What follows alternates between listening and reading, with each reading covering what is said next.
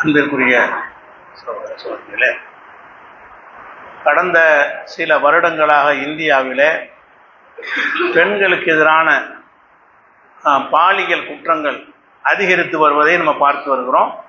தமிழகத்திலேயும் கூட முன்பு இருந்ததை விட அதிக அளவில், மற்ற மாநிலங்களை விட கம்மியாக இருந்தாலும் முன்பு இருந்ததை ஒப்பிட்டு பார்க்கும் பொழுது இங்கே பெண்களுக்கு எதிரான குற்றங்கள் இந்த கற்பழிப்புகள், கூட்டு பாலியல், 13 சிறுமியை சீரழிக்கிறது, இந்த மாதிரியான விஷயங்கள் எல்லாம் ரொம்ப அதிகரித்து வரக்கூடிய ஒரு நிலையில் நேற்றைய தினம் சட்டமன்றத்தில் சில சட்டங்களை கொண்டு வந்திருக்கிறாங்க.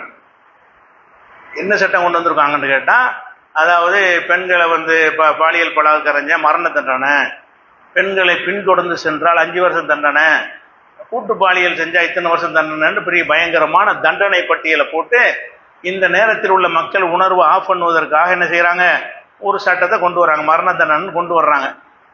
இந்த மரண தண்டனை எல்லாம் இதுவரைக்கும் இல்லாததா? இதுக்கு முந்தி இருக்கிற இந்த சட்டங்கள்லாம் மரண தண்டனைங்கிறது ஏராளமான குற்றங்களுக்கு இருக்கிறது. அப்படி இருந்தும் கூட அந்த மரண தண்டனைக்கு பயந்து அந்த குற்றம் நடக்காமல் இருக்குதா? மரண தண்டனை பல விஷயங்களுக்கு வச்சிருக்கிறீங்க. 10 வருஷ தண்டனை, 23 ஆயுள் தண்டனை, 4 ஆயுள் தண்டனைலாம் தீர்ப்பு வழங்குறாங்க. பார்க்குறோமா இல்லையா? அவ்வளவு தண்டனை வழங்க முடியும் இப்போ இருக்கிற சட்டத்தின்படியே. அப்படி இருந்தும் கூட இந்த குற்றங்கள் ஏன் தடுக்க முடியலை என்று கேட்டால், அந்த அடிப்படையை விளங்காமல் என்ன செய்கிறாங்க, புது புது சட்டங்களை ஏற்றி கொண்டு போய்கிட்டு இருக்கிறார்கள். அடிப்படை என்னன்னு கேட்டால், கற்பழிப்பா, பெண்களுக்கு எதிரான கொடுமையா, அதிகம் அதிகம் அதிகம் 3 மாதத்துக்குள்ளே தீர்ப்பளிக்கப்படும் சொல்லிப்பார். ஒருத்தன் செய்ய மாட்டான். எதனால செய்கிறான்? நீ கற்பழிச்ச கேஸ் போடுவ, 25 வருஷத்தில் அவளும் செத்து போயிடுவான், இவனும் செத்து போயிடுவான், சாட்சியும் செத்து போயிடுவான், நீதிபதி மாறி போயிடுவான். அப்போ கடைசியில் குற்றவாளி இல்லைன்னு வெளியே வந்துடுவான். எந்த தைரியத்தில் நடக்கிறது? நீங்கள் இழுத்தடிக்கிற நீதிமன்றத்தில் வழக்குகளை வருஷக்கணக்கில் இழுத்தடிக்கிற காரணத்தினால்தான் அதுக்கு நியாயம் கிடைப்பதில்லை. இவங்க இந்த சட்டம் ஏற்றுவதற்கு பதிலாக பெண்களுக்கு எதிரான குற்றங்கள் குறைஞ்சபட்சம் எல்லாத்துக்குமே சீக்கிரம் தான் தீர்ப்பளிக்க வேண்டும்.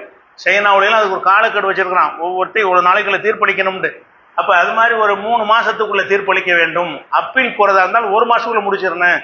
மொத்தம் 4 மாதத்துக்குள்ளேன்னு சொன்னால் சாட்சியாக இருப்பான், இவங்க உசுரோடு இருப்பான்.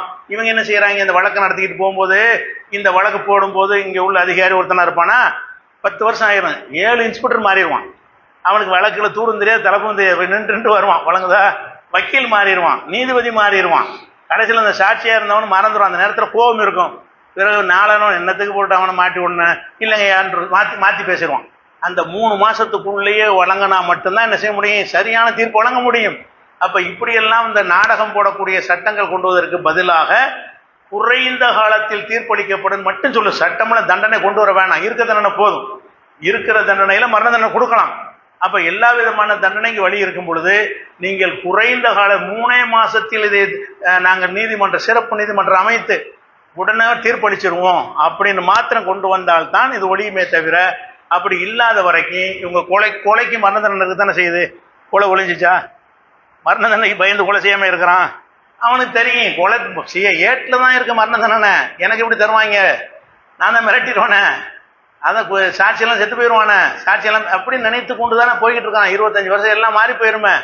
அப்போ நாளை இருப்பது தான் இது அடிப்படை. எல்லாத்துக்கும் குற்றத்துக்கு காரணம் என்னன்னு கேட்டால், குற்றங்களுக்கு தண்டனை வழங்குவதற்கு 20 வருஷம் 30 வருஷம் என்று இழுக்கிறது தான் எல்லா குற்றங்களும் அதிகரிக்க காரணம். சட்டங்கள் நாக்கு வலிக்கத்தான் உதவுகிறது, செயல்படுத்த வேண்டும். அப்போ குறைந்த காலகட்டத்தை நிர்ணயிக்க வேண்டும் செய்ய வேண்டிய ஒரு தீர்வு என்பதை அரசுக்கு ஒரு ஆலோசனையாக சொல்லி வைக்கிறோம். அஸ்ஸலாமு அலைக்கும்.